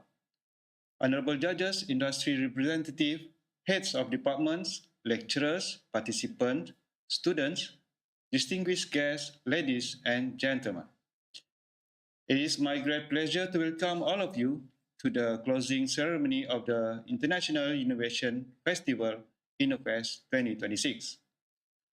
On behalf of Polytechnic Sandakan Sabah, I would like to express my sincere appreciation and gratitude to all participants, collaborators, industry partners, invited speakers, judges, and members of the organizing committee for your invaluable contributions towards the success of this international event. Held from 1st to 2nd July 2026, InnoFest has successfully brought together more than 100 participants from Malaysia and Indonesia, representing polytechnics, higher education institutions, researchers, educators, students, and industry practitioners. Your participation has enriched this festival and strengthened the spirit of regional collaboration, innovation, and knowledge exchange. This year's festival theme, Inventing Tomorrow, Sustainable Solution Through Ingenuity, reflects our collective commitment to developing innovative and sustainable solutions that address current and future challenges. In an era shaped by rapid technological advancement, digital transformation, and sustainability goals, innovation has become a key driver of progress and competitiveness. Ladies and gentlemen, over the past 2 days, we have witnessed an impressive display of creativity, ingenuity, and dedication through the innovative projects presented across various disciplines. The quality of ideas and solutions showcased during this festival demonstrates the remarkable potential of our students, educators, researchers, and innovators in contributing to societal and industrial development. Innovation is not merely about generating new ideas. It is about transforming those ideas into meaningful solutions that create value for communities, industries, and nations. Through platforms such as InnoFest, participants are encouraged to develop critical thinking skills, entrepreneurial mindsets, and collaborative networks that will prepare them to meet future challenges. I am particularly pleased to witness the continued partnership between Polytechnic Sandakan Sabah and Polytechnic Negeri Nunukan, Indonesia. This collaboration serves as a valuable platform for strengthening academic relationships, fostering mutual understanding, and creating opportunities for future joint initiatives in education, research, and innovation. I would also like to express my deepest appreciation to our distinguished keynote speakers, experts, judges, sponsors, and supporting agencies for sharing their expertise and contributing to the success and credibility of this festival. To all participants, I would like to congratulate you on your dedication and commitment. Whether you receive an award today or not, your participation represents a significant achievement and demonstrates your willingness to contribute towards a culture of innovation and excellence. As we conclude InnoFest 2026, let us continue to cultivate innovative thinking, strengthen strategic partnership, and pursue sustainable solutions that will benefit future generations. May the ideas generated and the connection established during this festival inspire even greater achievement in the years ahead. Once again, thank you to everyone who has contributed for making this International Innovation Festival 2026 a success. I wish you all continued success in your future endeavors. Thank you. Wabillahi taufiq wa hidayah. Wassalamualaikum warahmatullahi wabarakatuh.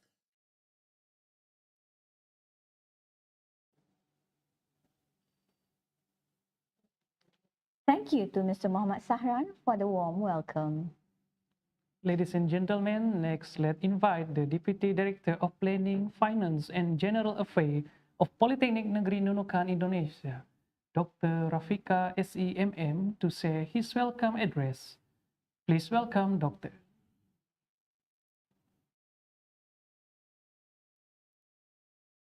Bismillahirrahmanirrahim. Assalamualaikum warahmatullahi wabarakatuh. Warm greetings and peace be upon us all.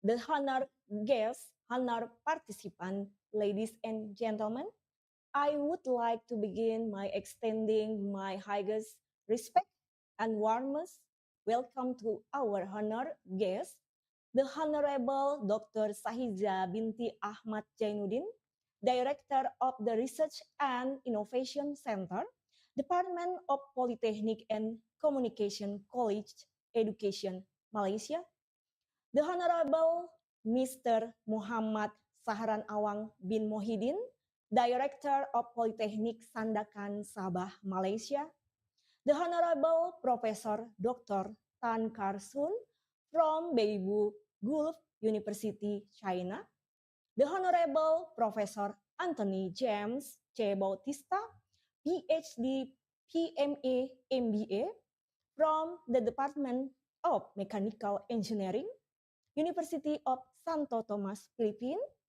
the Honorable Dr. Zulkifli Ismail from University Technology Brunei, Brunei Darussalam.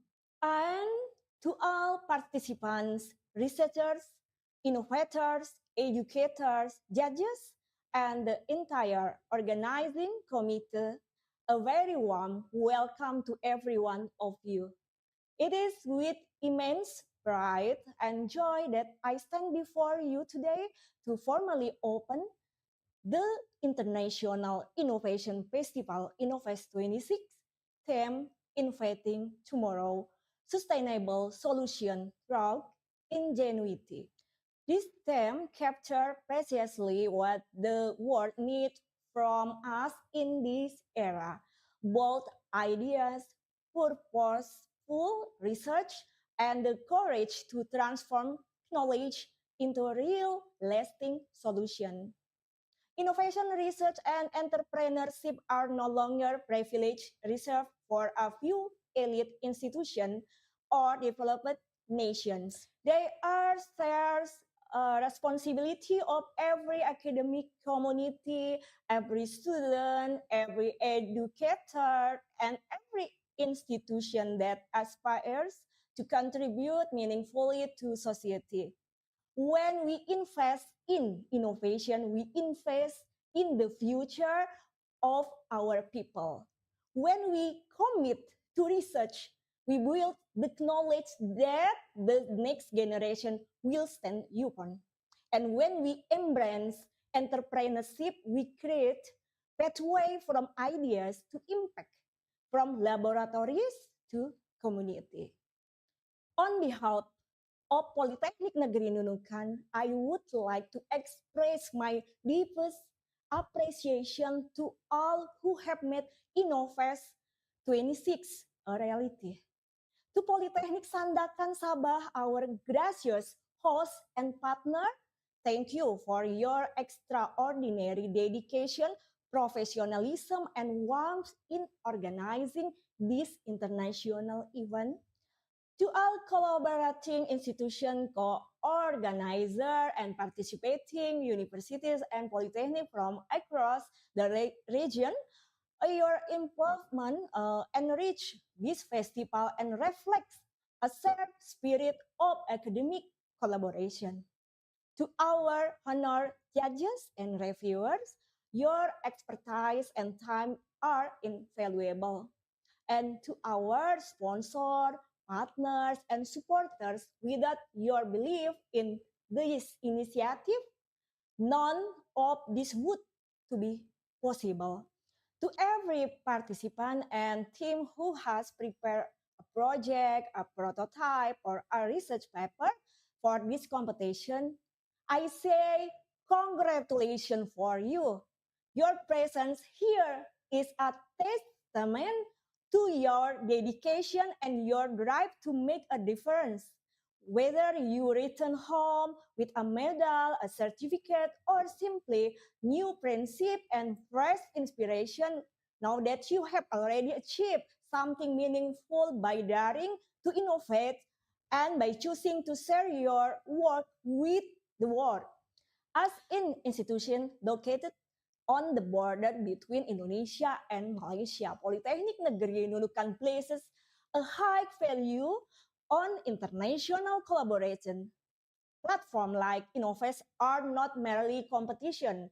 There are bridges uh, between nation, between discipline, between generation of thinkers and doers. I sincerely hope that the connection for here today will grow into long-term academic partnership, joint research, and therefore and friendship that transcends border. With that, I wish all participants the very best in Innovest 26. May your innovation be recognized, your idea be celebrated, and your journey here inspire you continue reaching for greater heights. May this festival serve as a catalyst for a better, more sustainable, and more innovative future for our communities, our nation, and our world. Thank you. Terima kasih. Teşekkür ederim. Wassalamualaikum warahmatullahi wabarakatuh.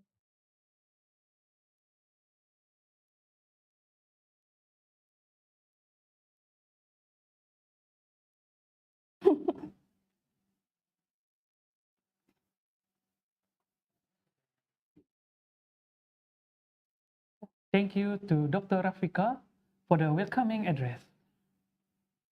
Now, it is our distinct honor to welcome Dr. Shahiza binti Ahmad Zainuddin, Director of Research and Innovation Center, Department of Polytechnic and Community College Education, JPPKK, to her insight and officially officiate the closing ceremony of the International Innovation Festival 2026. Please welcome Dr.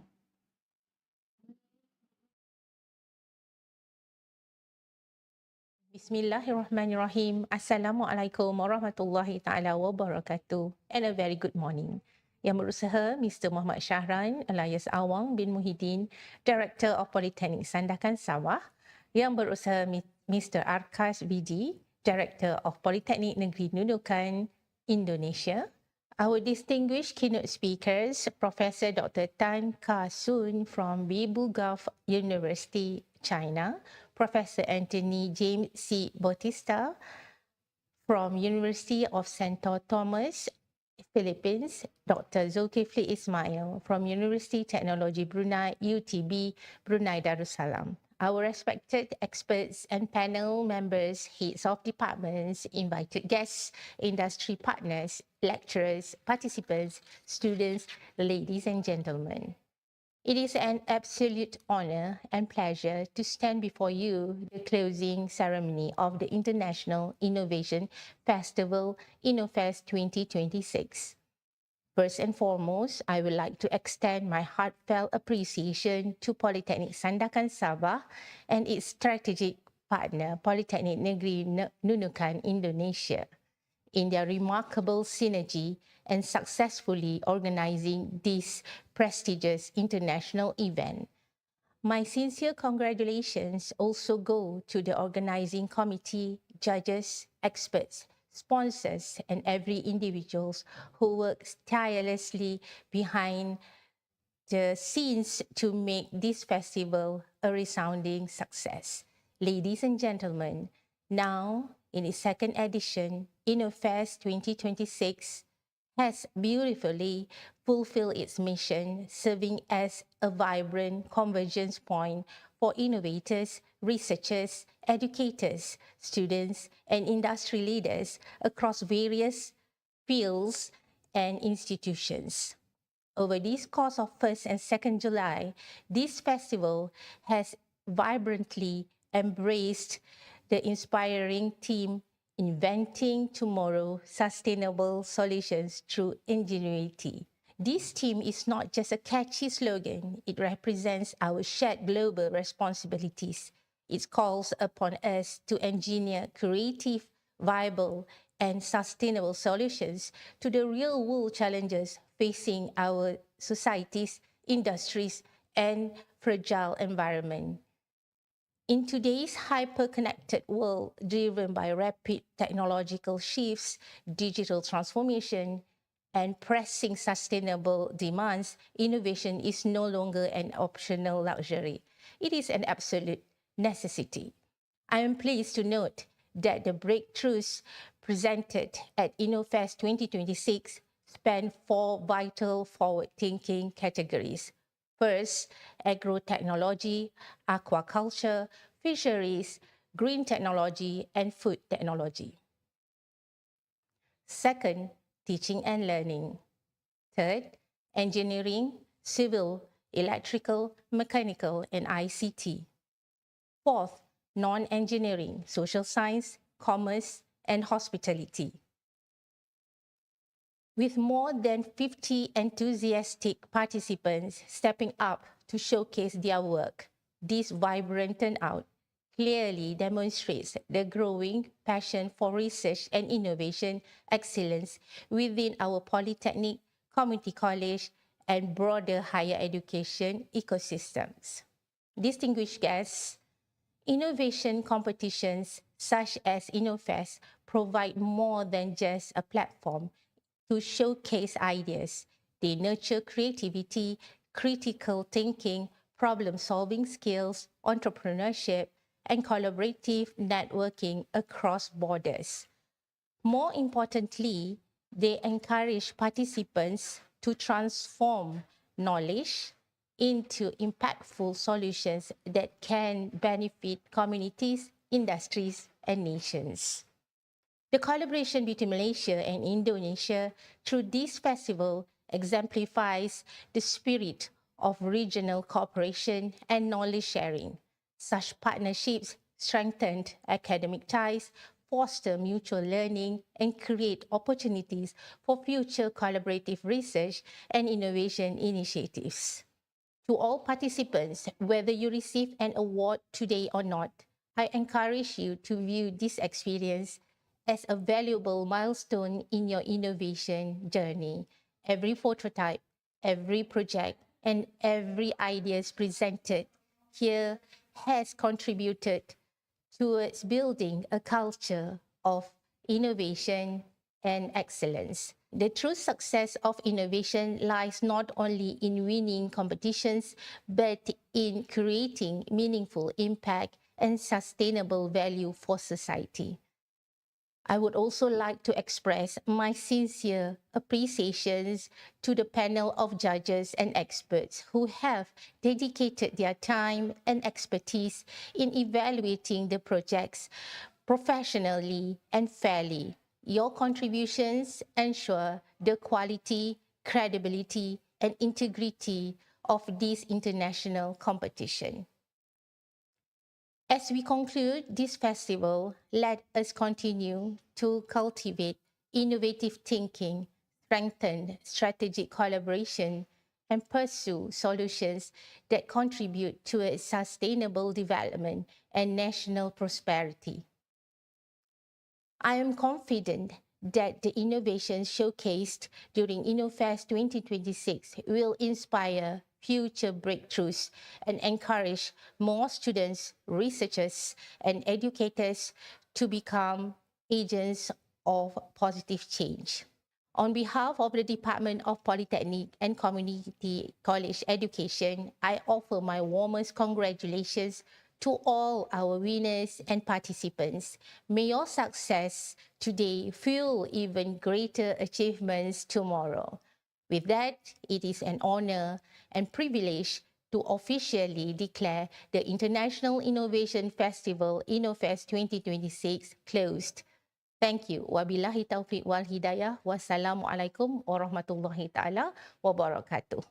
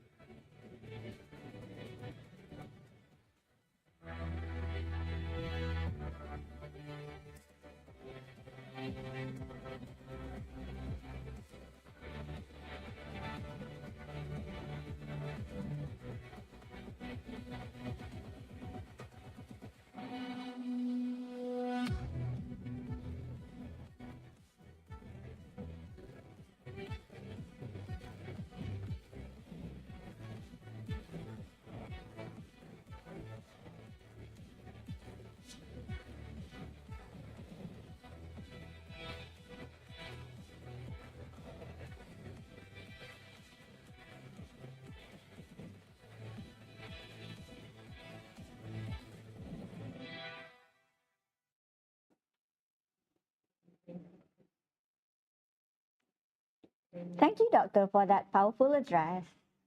Ladies and gentlemen, before we get to the edge of your seat moment, let us capture this historic gathering.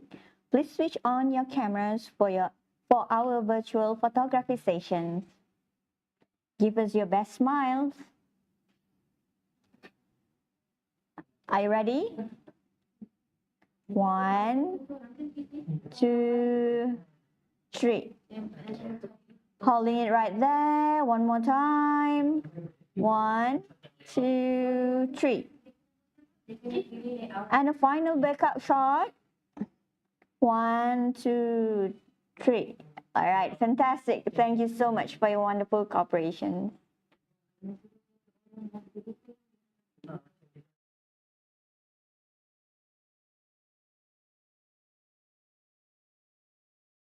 Gentlemen, the moment we have been waiting for has arrived. It is time to unveil the winners in each category. There will be 3 winners in each category. The first place winner will be awarded a cash prize of 300 ringgit Malaysia along with a certificate of achievement and a plaque. The runner-up will be receive a cash prize of 200 ringgit Malaysia, a certificate of achievement and a plaque, while the third place winner will take a home cash prize of 100 ringgit Malaysia along with a certificate of achievement and a plaque. We have had an incredible turnout this year with so many talented individuals vying for the top prize. After a lot of deliberations, the judges have finally reached a decision. For your information, today's winners went through the final pitching stage yesterday. Out of 5 finalists competing, they are the best 3. So without further ado, it is our pleasure to announce the winners for all categories. Category 1, Agro-technology, Aquaculture, Fisheries, Green Technology, and Food Technology. In the third place, with a project title, we have congratulations. In the second place, with a project title, let's hear it for congratulations. And the grand first place winner with a phenomenal project title, give it up for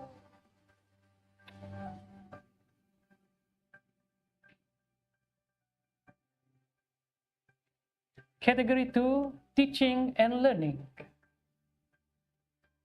Third place, taking home the third place prize for their project. Did. Put your hands together for do.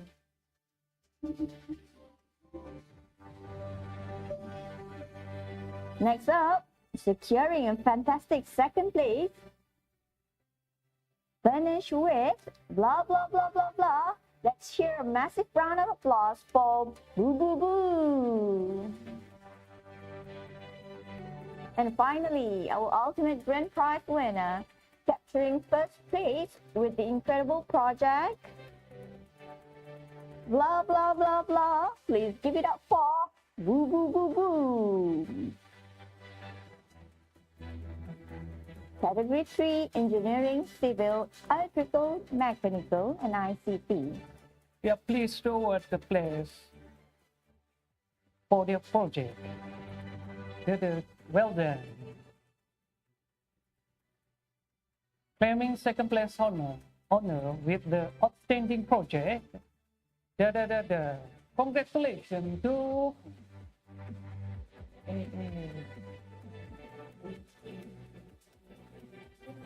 And now, the moment we have been waiting for, the first place champion recognized for the exceptional project. A huge congratulations to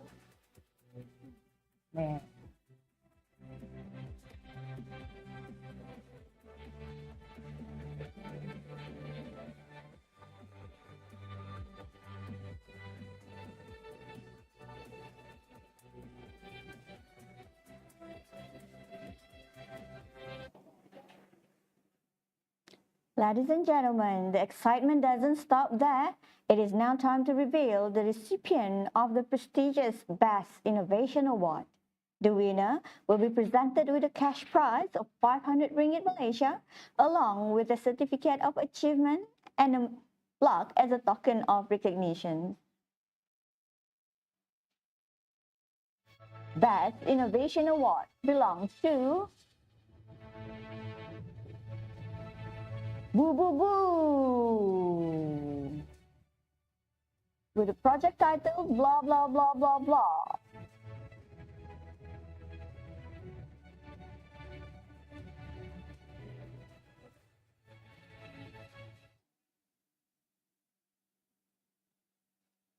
congratulations to the Best Innovation Award. What an outstanding achievement. A resounding congratulations to the Best Innovation Award. Flashing on your screen right now, we are also displaying the full official list of our gold, silver, and bronze medalists for InnoFest 2026.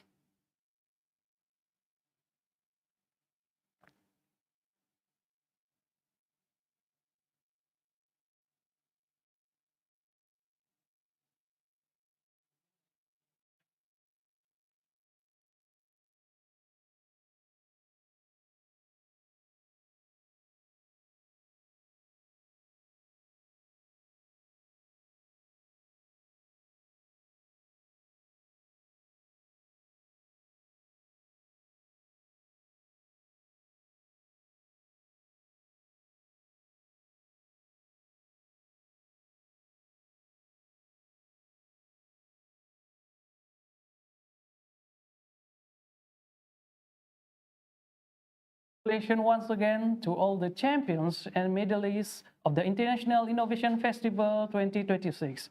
May this triumph serve as a powerful catalyst, driving you to continuously create innovation that positively disrupt and impact our communities, nation, and the world. As the proud host of InnoFest 2026, we at Polytechnic Sandakan Sabah extend our deepest, most profound gratitude to our main organizer, Polytechnic Negeri Nunukan, all our brilliant co-organizers, sponsors, judges, and every single participant who contributed for making this year festival an unforgettable success. Keep challenging limits and unlocking possibility until we meet again next year. Thank you, stay safe, and have a wonderful day ahead. Thank you.